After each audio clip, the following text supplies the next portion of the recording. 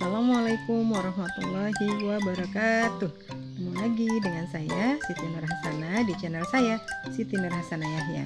Sebelum tonton videonya jangan lupa like and subscribe ya. Selamat menyaksikan, semoga video ini bermanfaat. Terima kasih. Wassalamualaikum warahmatullahi wabarakatuh. Oke, itu yang pertama, masih di bab 1. Yang kedua, dia berbicara, Prof. Umar Hamalik berbicara mengenai pengembangan kurikulum. Nah, di sini kita lihat masalah-masalah dalam pengembangan kurikulum. Jadi ini yang dia lontarkan di dalam bab 1-nya buku beliau, gitu ya. Yang pertama dia berbicara mengenai kebijakan umum yang sangat berpengaruh pada pengembangan kurikulum itu sendiri. Lalu dia berbicara mengenai masalah-masalah yang terjadi dalam pengembangan kurikulum.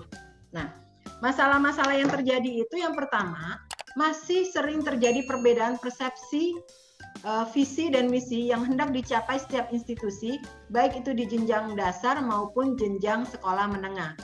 Artinya, masalah-masalah dalam pengembangan kurikulum itu diawali karena adanya beda persepsi. Gitu, beda persepsi setiap institusi. Misalkan institusi A maunya begini kurikulumnya, institusi B pengennya punya pemikiran seperti ini kurikulumnya. Jadi itu menjadi masalah dalam pengembangan kurikulum, dan untuk bisa menetapkan kurikulum yang ingin digunakan, nah itu menjadi sebuah permasalahan. Nah yang kedua, lahirnya gagasan desentralisasi dalam pengembangan kurikulum sebagai akibat dari desentralisasi tidak disertai dengan acuan buku yang jelas. Nah inilah yang memang artinya gini, ketika ada gagasan pengembangan kurikulum tapi tidak disertai acuannya seperti apa sih, kita mulai dari mana sih, bagaimana sih gitu kan. Jadi kayak Merdeka Belajar, sampai saat ini saya beberapa kali ikut seminar gitu ya mengenai kurikulum Merdeka Belajar. Tapi dalam wacana gitu, dalam wacana itu dalam benak menteri maunya tuh begini. Coba tunjukkan apa ya istilahnya, acuannya atau bukunya yang mungkin diterbitkan oleh Dikti atau gimana. Untuk saat ini saya belum melihat ada yang terstruktur seperti itu. Tim Prarekayasa Kurikulum hingga saat ini terpusat di tingkat pusat. Nah, jadi tim yang melakukan proses rekayasa kurikulum artinya pengembangan gitu lah ya. Hingga saat ini masih di tingkat pusat levelnya. Jadi mereka tidak turun ke bawah atau tidak yang membuat itu hanya di pusat saja. Mungkin tanpa melibatkan dari bawah gitu ya. Pusat ini dalam hal kementerian seperti itu. Pengembangan kurikulum saat ini belum berorientasi pada kepentingan peserta didik. Nah, jadi pengembangan kurikulum yang ada saat ini mungkin ya kita tahu kita semua tahu bahwa kurikulum itu berubah gitu kan. Tetapi pengembangan kurikulum yang ada pada saat ini itu belum berorientasi kepada peserta didik. Nah, ini masalah-masalah yang dikemukakan oleh Profesor Umalik dalam bukunya yang memang akan sangat mempengaruhi perkembangan kurikulum. Nah, yang pertama adalah kebijakan umum tentang pengembangan kurikulum. Yang kedua, permasalahan yang terjadi dalam pengembangan kurikulum ini. Nah, selanjutnya, pengembangan kurikulum lebih mengarah pada kepentingan politis dan keinginan administrator pusat. Saya juga nggak ngerti ya kenapa bisa-bisanya kurikulum itu bisa jadi kepentingan politis. Saya nggak ngerti apakah tender, apakah proyek, apakah apa gitulah ya. Saya pribadi nggak ngerti tentang politik. Tapi ternyata pengembangan kurikulum ini mengarah kepada kepentingan politis dan keinginan administrator pusat. Jadi ya orang pusat pengennya apa ya udah bikin aja begitu, nggak melihat. Kan tadi saya katakan, makanya saya dibilang begini sama profesor saya, Siti, kamu membandingkan Finlandia dengan Indonesia. Finlandia itu luasnya sekota Bogor. Ibarat kata mengelola kota Bogor dengan satu karakteristik yang sama, dengan satu budaya yang sama, itu akan sangat mudah sekali. Ketimbang kita harus mengelola Indonesia dengan pulau-pulau besar di dalamnya dan pulau-pulau kecil di dalamnya, gitu kan?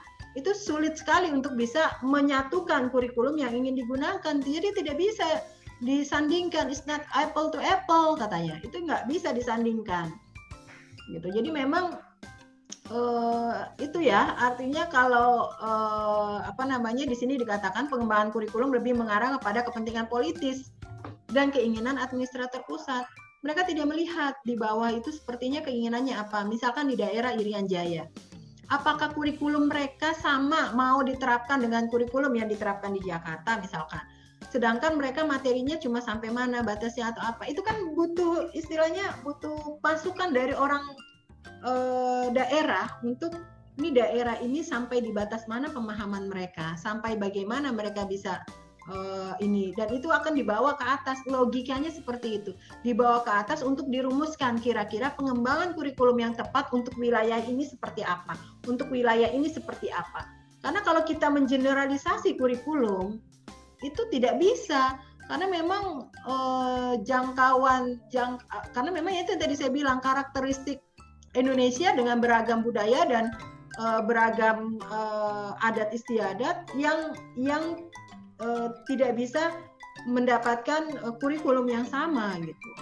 Nah itu yang bagian dari masukan dari profesor saya, artinya kita berbicara kurikulum itu tidak bisa dalam waktu seharian kelar gitu, tapi memang butuh proses dan berkelanjutan dan mengikuti perkembangan zaman dan mengikuti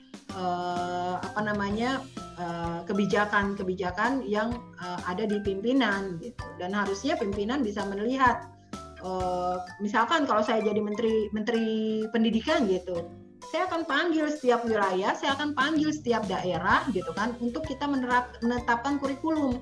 Misalkan dari satu wilayah di Irian Jaya gitu kan, seperti apa, dibentuklah di Irian Jaya, suruh bentuk juga tuh bentuk kurikulum gitu kan. Nah kira-kira kurikulum SD di sini nanti seperti apa, maunya gimana. Nah nanti itu yang akan dibawa ke pusat untuk dibicarakan, apakah kurikulum dari daerah Irian Jaya bisa kita samakan dengan kurikulum yang akan kita mau buat desentralisasi itu gitu. Apakah bisa seperti itu? Oh tidak bisa, kenapa? Karena di Irian Jaya begini gitu. Nah itu butuh perwakilan-perwakilan yang mewakili lingkungan dia terhadap pengembangan kurikulum yang akan mereka, karena kan kurikulum itu akan diimplementasikan oleh masing-masing lembaga, bukan diimplementasikan pemerintah. Yang menjalankan prosesnya itu adalah lembaga di instansi tersebut. Ketika lembaga itu tidak memahami bagaimana cara mengimplementasikan, lalu bagaimana ceritanya gitu kan? Yang pimpinan pusat cuma tahunya harus dilaksanakan gitu, tapi tidak melihat bagaimana permasalahan yang dimunculkan dengan pengimplementasian kurikulum itu.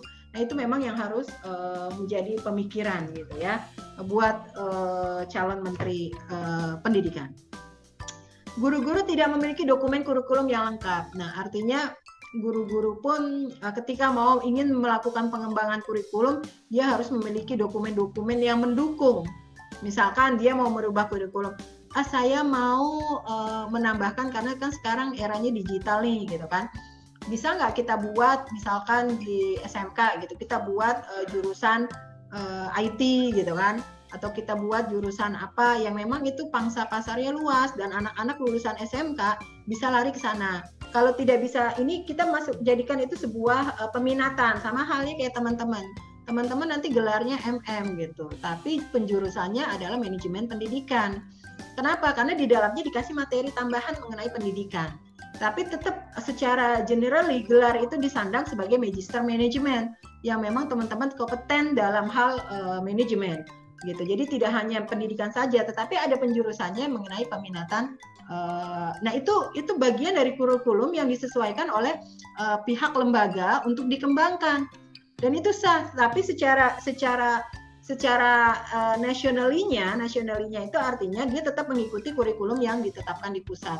Tapi untuk pengembangan poin-poin seperti yang tadi saya sampaikan, bahwa misalkan ada peminatan gitu, misalkan nanti ada peminatan mengenai syariah gitu ya, misalkan mengenai ekonomi syariah, magister manajemen yang fokus kepada bidang syariah, itu bisa saja dibuka gitu. Dan itu masih bagian dari wewenang kampus untuk bisa memasukkan itu dalam kurikulumnya gitu. Tetapi tidak merubah kurikulum yang memang di atas, dan itu bagian dari pengembangan kurikulum. Pengembangan kurikulum kurang memberikan bekal kepada siswa yang tidak melanjutkan ke lembaga yang lebih tinggi. Artinya pengembangan kurikulum yang ada misalkan lulusan SMA gitu kan. Lulusan SMA bisa apa sih gitu? Tidak ada kurikulum yang bisa membuat mereka survive ketika mereka tidak melanjutkan di jenjang perguruan tinggi. Artinya lulusan SMA bisa apa? Paling banter jadi SPG gitu kan.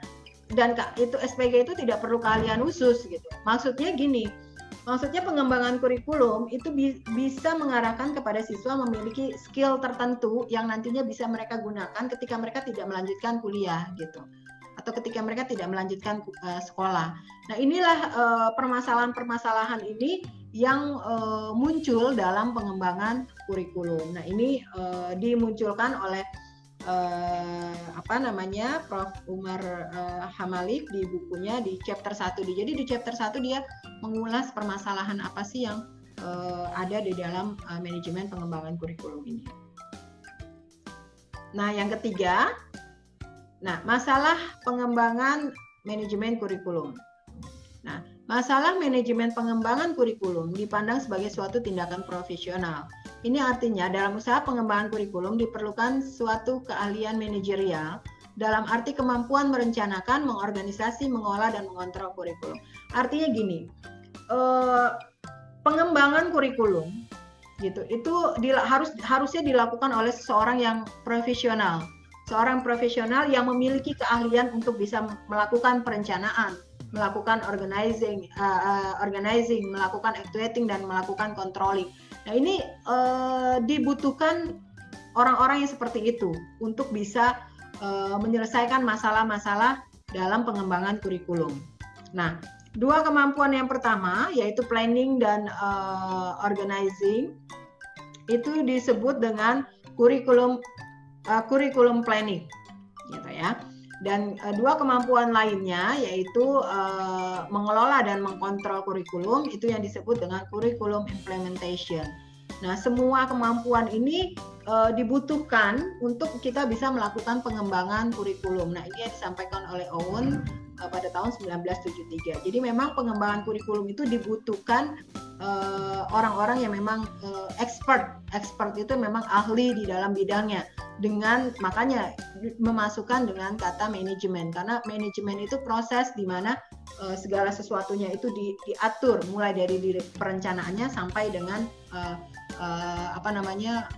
controllingnya itu benar-benar ada step by stepnya. Nah, itulah kenapa pengembangan kurikulum sangat membutuhkan manajemen, ya, dan orang-orang yang ahli di dalam bidangnya atau dalam pengembangan kurikulum. Thank you for watching. Saksikan untuk video kelanjutannya ya. Jangan lupa terus dukung channel ini dengan cara klik tombol like, comment, subscribe, and share the video ya. Terima kasih. Wassalamualaikum warahmatullahi wabarakatuh.